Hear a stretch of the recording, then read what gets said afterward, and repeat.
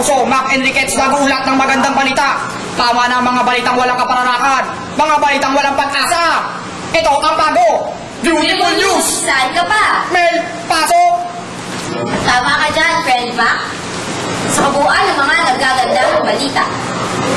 Linggo, hindi nakakaboring na araw. Mukhang kakaiba yan, ha? Sa report ni DJ. Pasok!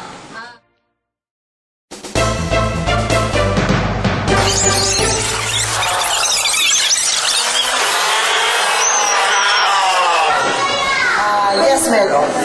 Sabi nga marami ako nakikita dito nagkakagulo. Bakit kaya? Anong meron?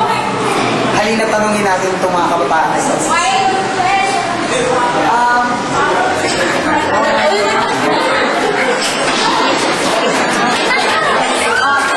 Kuya, pwede ba ito ano ba meron dyan sa loob? Bakit kayo Mag-uwain kami dito sa Word of Hope Kawayan. Grabe, hindi nakaka-boring dito. Bless na bless kami. Kaya kung ako sa'yo, punta na ako. Okay? May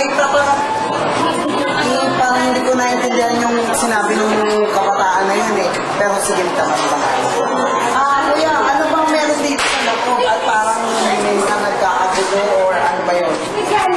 Yung YA ba Yun yung mga grupo ng kabataan ba? Mga talented, mga gwapo-gwapo, pogi-pogi. Nung nag-attend talaga ako dito, dati nasa bahay lang ako Binago talaga ng Panginoon yung buhay ko Kaya kayo, nakaka-bless talaga, hindi nakaka-boring. Kaya kayo, punta na kayo. Kuya, ano oras ba yung gawain nyo dyan? Yung tinatawag ng YA o yung alive? Ano ba yun? Yung YA ba?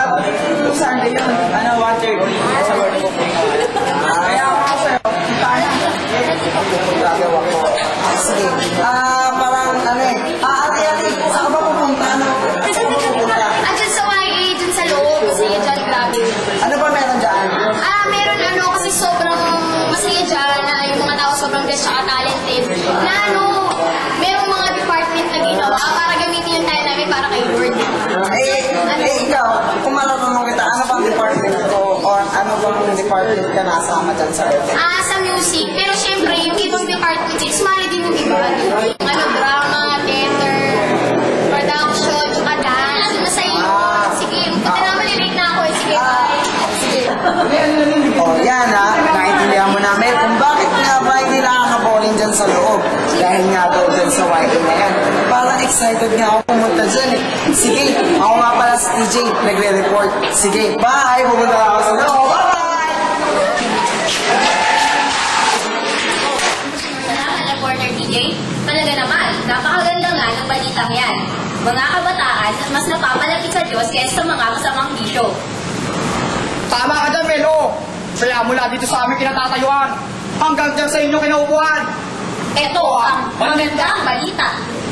Muli, ako si Mac Enriquez, nakapagtanggol ng balita, ipaglalaban ng kagandahan.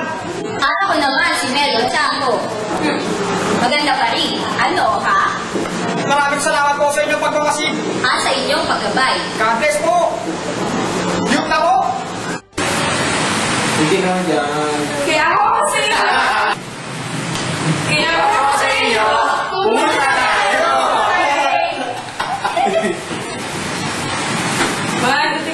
Kaya ako sa iyo. Pumunta ako. Why not? Kaya ako sa iyo. Pumunta ako.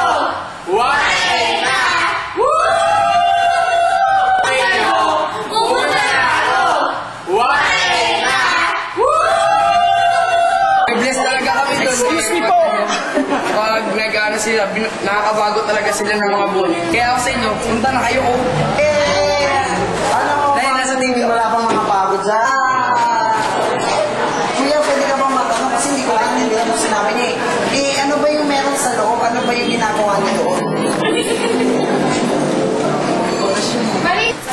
Tama ka dyan, Melo! Kaya mula dyan sa aming kinatatayuan, hanggang dyan... Tama ka dyan, Mel! Kaya mula dito sa aming kinatatayuan, hanggang sa dyan sa inyong kinaupuan.